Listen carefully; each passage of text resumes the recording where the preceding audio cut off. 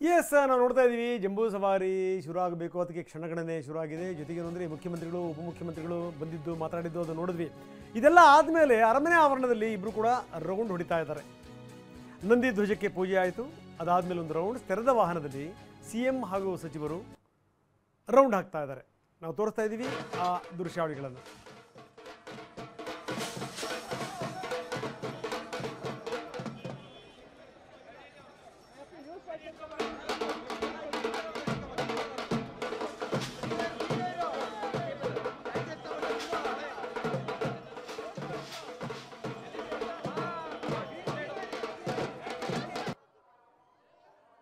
S, ಬಹುಶಃ ಏನು ಅಂತಂದರೆ ಹಿಂದೂ ಕೂಡ ಈ ರೀತಿ ಆದಂಥ ಉದಾಹರಣೆ ಇಲ್ಲ ಅಂತ ಅನಿಸುತ್ತೆ. ಏನಂತೀರಿ ಸರ್? ತಾವು ಭಾಳ ವರ್ಷಗಳಿಂದ ನೀವು ನೋಡ್ಕೊಂಬಂದಿರೋರು ದಸರಾನ. ಈ ತೆರೆದ ವಾಹನದಲ್ಲಿ ಹೋಗಿ ಅಂದರೆ ಯೂಶ್ವಲಿ ನಂದಿ ವಾಹನಕ್ಕೆ ನಾವು ಯೂಶ್ವಲಿ ಅದು ನಂದಿ ವಾಹನ ಅಂತಾರೆ. ನಂದಿ ಧ್ವಜಕ್ಕೆ ಪೂಜೆ ಆದಮೇಲೆ ಏನಾಗ್ತಿತ್ತು ಅಂತ ಹೇಳಿದ್ರೆ ಮುಖ್ಯಮಂತ್ರಿಗಳು ವೇದಿಕೆಯಲ್ಲಿ ಹೋಗಿ ಕೂತ್ಕೊಳ್ಳೋರು, ವೀಕ್ಷಣೆಗೆ ಹೋಗಿಸ್ರು. ಆಮೇಲೆ ಅವ್ರ ಮುಂದೆ ಎಲ್ಲ ಈ ಥರ ಏನೋ ನಿಶಾನೆ ಆನೆ, ನೌಬತ್ ಆನೆ ಅದು ಬಂದು ಆಮೇಲೆ ಈ ಕಲಾ ತಂಡಗಳು ಮತ್ತು ಟ್ಯಾಬ್ಲೋಗಳು ಎಲ್ಲ ಒಂದೊಂದಾಗಿ ಹೋಗೋದು. ಚಾಮುಂಡೇಶ್ವರಿ ದೇವಿಯ ಪೂಜೆಯ ಸಮಯಕ್ಕೆ ಅವರು ಅಲ್ಲಿಂದ ಹೊರಟು ವೇದಿಕೆಯನ್ನು ಏರಿ ವೇದಿಕೆಯ ಮೇಲೆ ಪುಷ್ಪಾರ್ಚನೆಯನ್ನು ಮಾಡಿ ಅದು ಮೆರವಣಿಗೆಯನ್ನು ಕಳಿಸ್ಕೊಡ್ತಾಯಿದ್ರು. ಈಗ ಇದು ಕೆಲವೊಂದು ಕಾಲಘಟ್ಟದಲ್ಲಿ ಬದಲಾವಣೆಗಳನ್ನು ಮಾಡ್ಕೋತಾರೆ. ಹಾಗೆ ಇಲ್ಲಿ ಕೂಡ ಇವರು ಈಗ ಕಾಲಘಟ್ಟದಲ್ಲಿ ಬದಲಾವಣೆ ಕೊಂಡು ಜಯಮಾರ್ತಾಂಡ ಇದು ಅರಮನೆಯಿಂದ ಹೊರಗೆ ಬರ್ತಾ ಇದ್ದಾರೆ. ಈಗ ಜಯಮಾರ್ತಾಂಡಗೆ ಅವ್ರ ಪಾಡಿಗೆ ಅವರು ಜನರ ಎತ್ತ ಕೈ ಬೀಸಿ ತೆರಳುತ್ತಿದ್ದಾರೆ. ಈಗ ಈ ಒಂದು ದಸರಾ ಉತ್ಸವದ ಮಹತ್ವವನ್ನ ನಿಕೋಲ್ ಡೆ ಕಾಂಟಿ ಪ್ರವಾಸಿ ಆತನೂ ಕೂಡ ಸಾರಿದ್ದಾನೆ. ಅದರ ಮಹತ್ವವನ್ನ ಎಲ್ರಿಗೂ ಕೂಡ ತಿಳಿಸುವಂತಹ ಪ್ರಯತ್ನ. ಈಗ ನಾಡಹಬ್ಬ ದಸರಾ ಅಂದ್ರೆ ಅದು ಮೈಸೂರಿಗೆ ಅಥವಾ ನಮ್ಮ ಕರ್ನಾಟಕಕ್ಕೆ ಸೀಮಿತ ಆಗಿಲ್ಲ, ಅದು ವಿಶ್ವವಿಖ್ಯಾತ. ಆತ ಯಾವ ರೀತಿಯಾಗಿ ಕಾಂಟ್ರಿಬ್ಯೂಷನ್ ಕೊಟ್ಟ ಅಂತ ಸರ್, ಆತನ ಒಂದು ಮಹತ್ವ, ಆತನ ಮಾಹಿತಿಯನ್ನು ಮಾತನಾಡೋದು. ಒಂದು ಸ್ವಲ್ಪ ಇದಕ್ಕೆ ಪೂರ್ವದ ಹಿನ್ನೆಲೆಯನ್ನು ನಾವು ಇಟ್ಟು ಆಮೇಲೆ ಆ ವಿಚಾರವನ್ನು ಮಾತಾಡೋಣ. ಹಾಗಾದರೆ ದಸರಾ ಆಚರಣೆ ನಾವು ಎಲ್ಲಿಂದ ಪ್ರಾರಂಭ ಆಯಿತು ಅಂತ ನಾವು ಗುರುತಿಸೋದಾದರೆ ಅತ್ಯಂತ ಪ್ರಾಚೀನವಾಗಿ ನಮಗೆ 10-11ನೇ ಶತಮಾನದಲ್ಲಿಯೇ ವಾಜಿ ನೀರಾಜನದ ಮೂಲಕ ನಮಗೆ ಈ ದಸರಾ ಆಚರಣೆ ನಡೀತಾ ಇತ್ತು ಅಂತ ಬರುತ್ತೆ. ವಾಜಿ ನೀರಾಜನ ಅಂದರೆ ಏನು ಅಂದರೆ, ಇವಾಗ ನಮಗೆ ಇಂದ್ರ ಪೂಜೆ ಅಂತ ಒಂದು ಪೂಜೆ ನಮಗೆ ವೇದ ಕಾಲಗಳಲ್ಲಿ ನಡೀತಾ ಇತ್ತು. ಅದು ನಿಮಗೆ ಎಲ್ಲರಿಗೂ ಗೊತ್ತಿರುವಂಥದ್ದು. ಗೋವರ್ಧನ ಇಲ್ಲ, ಅದಕ್ಕೆ ಮುಂಚೆ ನಡೀತಾ ಇದ್ದಂತಹ ಇಂದ್ರ ಪೂಜೆ, ಅದನ್ನು ಗೋವರ್ಧನ ಪೂಜೆ ಅಂತ ಕರೀತಾರೆ. ಆ ಗೋವರ್ಧನ ಪೂಜೆಯಿಂದ ಬದಲಾದದ್ದೇ ದಸರಾ. ಗೋವರ್ಧನ ಪೂಜೆಯಿಂದ ಬದಲಾದದ್ದು ನಂತರ ದಸರಾ ಆಗುತ್ತೆ. ಇಂದ್ರನಿಗೆ ಏನು ಪೂಜೆಯನ್ನು ಮಾಡ್ತಾ ಇದ್ವು ಅಂದರೆ, ಇದ್ದಂತಹ ಎಲ್ಲ ರಾಜರುಗಳು ಸುಭಿಕ್ಷತೆಗಾಗಿ ಋಗ್ವೇದ ಕಾಲಘಟ್ಟದಲ್ಲಿ ಇಂದ್ರನನ್ನು ಪೂಜೆ ಮಾಡ್ತಾಯಿದ್ರು. ಅದರ ಪ್ರತೀಕವಾಗಿ ತಮ್ಮ ಸಿಂಹಾಸನವನ್ನು ಮತ್ತು ತಮ್ಮ ಪಟ್ಟದ ಆನೆಯನ್ನು ಐರಾವತ ಅಂತ ಭಾವಿಸಿ ತಮ್ಮ ಪಟ್ಟದ ಕುದುರೆಯನ್ನು ಉಚ್ಚೈಶ್ರವ ಅಂತ ಭಾವಿಸಿ ತಮ್ಮ ಪಟ್ಟದ ಪಟ್ಟದ ಕತ್ತಿಯನ್ನು ವಜ್ರಾಯುಧ ಅಂತ ಭಾವಿಸಿ ಅವುಗಳಿಗೆ ಪೂಜೆ ಮಾಡುವಂತಹ ಪರಂಪರೆಯನ್ನೇ ನಾವು ವಾಜಿ ನೀರಾಜನ ಅಂತ ಕರೀತೀವಿ. ಇದು ನಡೀತಾ ಇತ್ತು. ಯಾವಾಗ ಶ್ರೀಕೃಷ್ಣ ಪರಮಾತ್ಮ ಆ ಪರ್ವತವನ್ನು ಮೇಲೆತ್ತಿ ಗೋವರ್ಧನಗಿರಿಯನ್ನು ಮೇಲೆತ್ತಿ ಇಂದ್ರನ ದಾಳಿಯಿಂದ ಜನರನ್ನು ರಕ್ಷಿಸಿ ಮಾಡಿದ ಮೇಲೆ ಆ ಪರಂಪರೆ ಎಲ್ಲೋ ಮಾಸುವ ಒಂದು ನಿಧಾನವಾಗಿ ಕರಗ್ತಾ ಬಂತು. ಇಲ್ಲಿ ವಿಷ್ಣುವಿನ ಆರಾಧನೆ ಜಾಸ್ತಿ ಆಯಿತು. ಈ ಎರಡು ಕಾಲಘಟ್ಟದಲ್ಲಿ ನಾವು ದಸರಾವನ್ನು ಆಚರಣೆ ಮಾಡ್ತೀವಿ. ಈ ಎರಡೂ ಕಾಲಘಟ್ಟಗಳನ್ನು ಯಮದಂಷ್ಟ್ರ ಕಾಲ ಅಂತ ಕರೀತಾರೆ.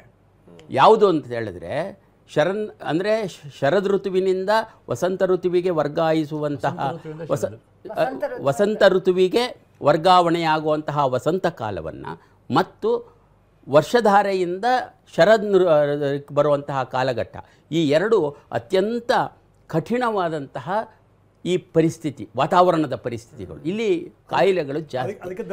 ಅದನ್ನು ಯಮದಂಷ್ಟ್ರ ಅಂದರೆ ಯಮನ ದವಡೆಯಲ್ಲಿ ಇರುವಂತಹ ಕಾಲಘಟ್ಟ. ಇದಕ್ಕೆ ಯಮರಿಪುಗಳನ್ನು ಪೂಜೆ ಮಾಡುವಂತಹ ಒಂದು ಪದ್ಧತಿ ಜಾರಿಗೆ ಬಂತು. ಯಮರಿಪುಗಳು ಯಾರು ಅಂತ ಹೇಳಿದ್ರೆ ನೀವು ಇಬ್ಬರೇ, ಒಂದು ಮಹಾವಿಷ್ಣು, ಇನ್ನೊಂದು ದುರ್ಗೆ. ಹಾಗಾಗಿ ಈ ಶರನ್ನವರಾತ್ರಿಯಲ್ಲಿ ದುರ್ಗೆಯನ್ನು ಆರಾಧನೆ ಮಾಡಿ ಈ ತೊಂದರೆಗಳಿಂದ ನಿವಾರಣೆ ಮಾಡ್ತಕ್ಕಂಥ, ಅದಕ್ಕೆ ದುರ್ಗಾಂ ದುರ್ಗತಿ ನಾಶಿನಿ ಅಂತ. ದುರ್ಗೆಯನ್ನು ಯಾರು ಪೂಜೆ ಮಾಡ್ತಾರೋ ಅವರಿಗೆ ಎಲ್ಲ ದುರ್ಗತಿಗಳು ನಾಶವಾಗತ್ವೆ ಅಂತ ಹೇಳ್ತಕ್ಕಂಥದ್ದು. ಅದಕ್ಕೆ ಇಲ್ಲಿ ನವಪಲ್ಲವಗಳನ್ನು ಬಳಸ್ತಾರೆ. ಅವೆಲ್ಲವೂ ಔಷಧಿಗೆ ಬಳಸ್ತಕ್ಕಂತಹ ನವಪಲ್ಲವಗಳು. ಈ ರೀತಿ ಎರಡು ಆಚರಣೆಯನ್ನು ನೋಡ್ತೀವಿ. ಒಂದನ್ನು ಶರನ್ನವರಾತ್ರಿ ಅಂತ ಕರಿತೀವಿ, ಇನ್ನೊಂದನ್ನು ನಾವು ವಸಂತ ನವರಾತ್ರಿ ಅಂತ ಕರಿತೀವಿ. ವಸಂತ ನವರಾತ್ರಿ ಅತ್ಯಂತ ಅದ್ಭುತವಾಗಿ ರಾಮನನ್ನು ಪೂಜೆ ಮಾಡ್ತಕ್ಕಂಥದ್ದು 10 ದಿವಸ.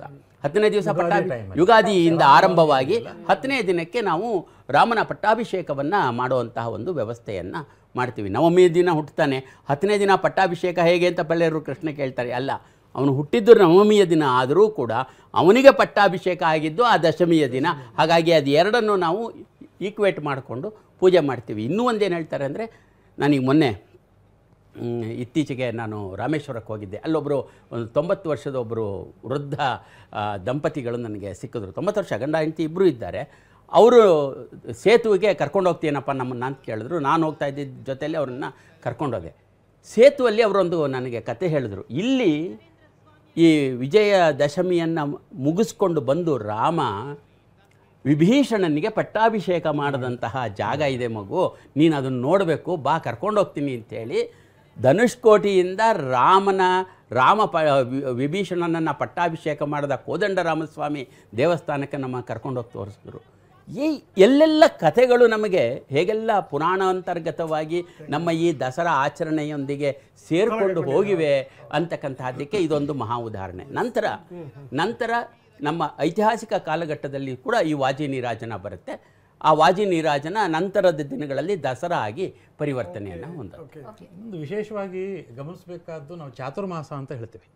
4 ತಿಂಗಳು ಚಾತುರ್ಮಾಸಕ್ಕೆ ವರ್ಷ. ಅದು ಎಲ್ಲ ಜನರಿಗೂ ಸಮ, ಬರೀ ಸ್ವಾಮಿಗಳಿಗೆ ಮಠಗಳಿಗೆ ಮಾತ್ರ ಹೌದು ಮಾಡ್ತಾರೆ. ಚಾತುರ್ಮಾಸದಲ್ಲಿ 4 ತಿಂಗಳು ಮಳೆಗಾಲ, ವರ್ಷ ಅಂತ ಕರೆಯುವಂಥದ್ದು. ಇದನ್ನು ಜೈನ ಧರ್ಮದಲ್ಲೂ ಇದೆ, ಬೌದ್ಧ ಧರ್ಮದ್ದು, ಎಲ್ಲ ಧರ್ಮದಲ್ಲೂ ಕೂಡ ಇದೆ. ಗಮನಿಸಿ, ನಾವು ಇದು ವರ್ಷದ ಚಾತುರ್ಮಾಸದ ಕೊನೆ ಘಟ್ಟ ದಸರಾ ಬರುವಂಥದ್ದು. ಈಗ ಉತ್ಥಾನ ದ್ವಾದಶಿಗೆ ಚಾತುರ್ಮಾಸ ಮುಗಿತದೆ. ಉತ್ಥಾನ ದ್ವಾದಶಿ ಅಂತಂದರೆ ತುಳಸಿ ವಿವಾಹ ಅಂತ ಹೇಳ್ತೀವಿ. ಇಲ್ಲಿಂದ ಸರಿಯಾಗಿ ಇನ್ನು 1 ತಿಂಗಳಿಗೆ, ಸರಿಯಾಗಿ 1 ತಿಂಗಳಿಗೆ ತುಳಸಿ ಲಗ್ನ ಬರ್ತದೆ. ಅಲ್ಲಿಗೆ ಚಾತುರ್ಮಾಸ ಮುಗಿಯುತ್ತೆ. ಚಾತುರ್ಮಾಸದ ಕೊನೆ ಘಟ್ಟದಲ್ಲಿ ಮಳೆಗಾಲಗಳು ವಿಶೇಷವಾಗಿ ಮಳೆಗಾಲಗಳಾಗಿ ಮಳೆ ಇನ್ನೇನು ಕಡಿಮೆ ಆಗ್ತಾ ಇದೆ. ಆಮೇಲೆ ಈ ಬೆಳೆಗಳೆಲ್ಲ ಬಂದು, ಫಸಲುಗಳು ಬಂದು, ರಾಶಿಗಳೆಲ್ಲ ಆಗಿರ್ತದೆ. ಸೊ ಆ ಥರ ಒಂದು ಸಂದರ್ಭದಲ್ಲಿ ಜನಗಳು ಶಾಂತ ರೀತಿಯಿಂದ ಇದ್ದಾಗ ಆಗುವಂಥ ಒಂದು ನಾಡಹಬ್ಬ ಇದು. ನಾವು ಮೈಸೂರು ದಸರಾನೇ ಉದಾಹರಣೆಗೆ ತೆಗೆದುಕೊಳ್ಳೋಣ. ಎಲ್ಲ ಭಾಗದಲ್ಲೂ ದಸರಾ ಇದೆ. ಒಂದೊಂದು ಭಾಗದಲ್ಲೂ ಕೂಡ ಅದರದೇ ಆದಂಥ ವಿಶಿಷ್ಟವಾದ ಗ್ರಾಮ ದಸರೆಗಳಿದೆ, ನಾಡ ದಸರೆಗಳಿದೆ. ಮನೆಗಳಲ್ಲಿ ದಸರೆಗಳನ್ನು ಮಾಡ್ತಾರೆ. ನಮ್ಮ ಉತ್ತರ ಕರ್ನಾಟಕದಲ್ಲಾದರೆ ಈ ದೇಸಾಯರು ವಾಡೆಗಳಂತ ಇರ್ತಾಯಿತ್ತು. ವಾಡೆಗಳಲ್ಲಿ ಇಡೀ ಊರು ಜನ ಸೇರಿಕೊಂಡು ಮಾಡುವಂಥ ದಸರಾ ಇದೆ. ಸೊ ಹಾಗೆ ಅರಮನೆಯೂ ಕೂಡ ಒಂದು ದೊಡ್ಡ ವಾಡೆನೇ, ಹಾಗಾಗಿ ಅಲ್ಲಿ ಮುಖ್ಯಸ್ಥರು ಯಾರು? ಅರಸರು. ನೋಡಿ, ಈಗ ಆ ದಸರಾ ಸಂದರ್ಭದಲ್ಲಿ ನಾವು 1900 ಕಾಲಘಟ್ಟದಿಂದ ತೊಗೊಂಡ್ರೆ, ನಾಲ್ವಡಿ ಕೃಷ್ಣರಾಜ ಒಡೆಯರ್ ಕಾಲಘಟ್ಟದಿಂದ ತೊಗೊಂಡ್ರೆ, ಅವ್ರನ್ನ ನಾವು ಒಂದು modern maker of the modern Mysuru ಅಂತ ಹೇಳ್ತೀವಿ. ನವ ಮೈಸೂರಿನ ನಿರ್ಮಾಪಕರು ಅಂತ ಕರಿತೀವಿ. ಅವ್ರಿಗೆ ಎಷ್ಟು ಮುಂದಾಲೋಚನೆ ಇತ್ತು ಅಂತಂದರೆ, ಆ ಕಾಲದಲ್ಲೇ ಅವರು ಇಂಡಸ್ಟ್ರಿಯಲ್ ಎಕ್ಸಿಬಿಷನ್ಗಳನ್ನು ಶುರು ಮಾಡ್ತಾರೆ. ನಾವು ಇವತ್ತೆಲ್ಲ ದೊಡ್ಡ ದೊಡ್ಡ ಮೇಳಗಳನ್ನು ಮಾಡಿ, ನಾವು ಆ ಐಟಮ್ ಮಾಡಿದ್ದೀವಿ, ಈ ಐಟಮ್ ಮಾಡಿದ್ದೀವಿ, ಇದನ್ನು ನೋಡಿ ಕೊಂಡುಕೊಳ್ಳಿ ಅಂತ ನಾವೇನು ಕೃಷಿ ಸಾಧನ ಇರ್ಬೋದು ಇತ್ಯಾದಿ ಸುಮಾರು ಮೇಳಗಳನ್ನು ಮಾಡ್ತಾ ಇದ್ವಿ. ಈ ಥರದ ಒಂದು ಕಾನ್ಸೆಪ್ಟು ಅವರು ಆವಾಗಲೇ ಶುರು ಮಾಡ್ತಾರೆ. ಮೈಸೂರು ದಸರಾ ಎಕ್ಸಿಬಿಷನ್ ಬಿಲ್ಡಿಂಗ್ಗಳನ್ನು ಮಾಡ್ತಾರೆ. ಇವತ್ತು ಮೈಸೂರಲ್ಲಿರೋ ರೈಲ್ವೆ ಬಿಲ್ಡಿಂಗ್ಗಳೇನಿದೆ, ರೈಲ್ವೆ ಸ್ಟೇಷನ್ ಮುಂದೆ ಬರ್ತಕ್ಕಂಥ ಬಿಲ್ಡಿಂಗ್ಗಳೇನಿದೆ, ಮೆಡಿಕಲ್ ಕಾಲೇಜ್ ಬಿಲ್ಡಿಂಗ್ ಉದ್ದಕ್ಕೆ, ಮೆಡಿಕಲ್ ಕಾಲೇಜ್ ಆ ಕಡೆ ಭಾಗ, ಅದೆಲ್ಲವೂ ಕೂಡ 1905ರಲ್ಲಿ ನಿರ್ಮಾಣ ಆಗಿ ಕಟ್ಟಿದಂತಹ ದಸರಾ ಎಕ್ಸಿಬಿಷನ್ ಬಿಲ್ಡಿಂಗ್ಗಳೇ ಅದು. ಅಲ್ಲಿ ಇಂಡಸ್ಟ್ರಿಯಲ್ ಎಕ್ಸಿಬಿಷನ್ ಆಗ್ತಾ ಇತ್ತಂತೆ. ಸೊ ಅವರು 1892ರಲ್ಲೇ ಇಂಡಸ್ಟ್ರಿಯಲ್ ಟ್ರೈನಿಂಗ್ ಸ್ಕೂಲ್ ಶುರು ಆಗುತ್ತೆ. 1903ರಲ್ಲಿ industrial training school Chamarajendra technical institute ಆಗುತ್ತೆ. ಸೊ ಇಷ್ಟೆಲ್ಲ ಚಟುವಟಿಕೆಗಳು ಮಾಡಬೇಕಾಯ್ತು ಅಂತಂದ್ರೆ ಅವರಿಗೆ ಮುಂದಿನ ಪ್ರಾಯಶಃ 50 ವರ್ಷದ ಯೋಜನೆಗಳು, ರೋಡ್ ಮ್ಯಾಪ್ ಇತ್ತು ಅಂತ ನಮಗೆ ಸ್ಪಷ್ಟವಾಗಿ ಹೇಳ್ಬೋದು. ಒಂದಲ್ಲ, ಮೈಸೂರು ಯೂನಿವರ್ಸಿಟಿ ಪ್ರಾರಂಭ ಆಗೋದು ಆ ಕಾಲದಲ್ಲಿ, ಓರಿಯೆಂಟಲ್ ಲೈಬ್ರರಿ ಪ್ರಾರಂಭ ಆಗೋದು ಆ ಕಾಲದಲ್ಲಿ, ಚಾಣಕ್ಯನ ಅರ್ಥಶಾಸ್ತ್ರ ಸಿಗೋದು ಓರಿಯೆಂಟಲ್ ಲೈಬ್ರರಿಯಲ್ಲಿ ಶ್ಯಾಮಶಾಸ್ತ್ರಿಗಳಿಗೆ. ಸೊ ಈ ಥರದ ಘಟನೆ ಒಂದೊಂದು ಘಟನೆಗಳನ್ನು ನೋಡಿದ್ರೆ ಒಂಥರ ಭಾವೋನ್ಮಾದ ಆಗ್ತದೆ, ಮೈಯೆಲ್ಲ ರೋಮಾಂಚನ ಆಗ್ತದೆ ನಮಗೆ ಅದನ್ನು ಕೇಳ್ತಾ ಇದ್ರೆ. ಆಮೇಲೆ ಇದೆಲ್ಲವನ್ನೂ ಮಾಡುವಂಥ ಸಮಯ, ಜೊತೆಗೆ ಏನಂದ್ರೆ ಆ ಪ್ಲಾನು, ಜೊತೆಗೆ ಆ ಸಂಕಲ್ಪ, ಅದೆಲ್ಲದೂ ಕೂಡ ಮೈಸೂರು ಮಹಾರಾಜರಿಗೆ ಸಿದ್ಧಿಸಿತ್ತ ಅನ್ನುವಂಥ ಪ್ರಶ್ನೆ ಕೂಡ ಬರುತ್ತೆ. ಇದ್ರ ಬಗ್ಗೆ ಮಾತಾಡೋಣ.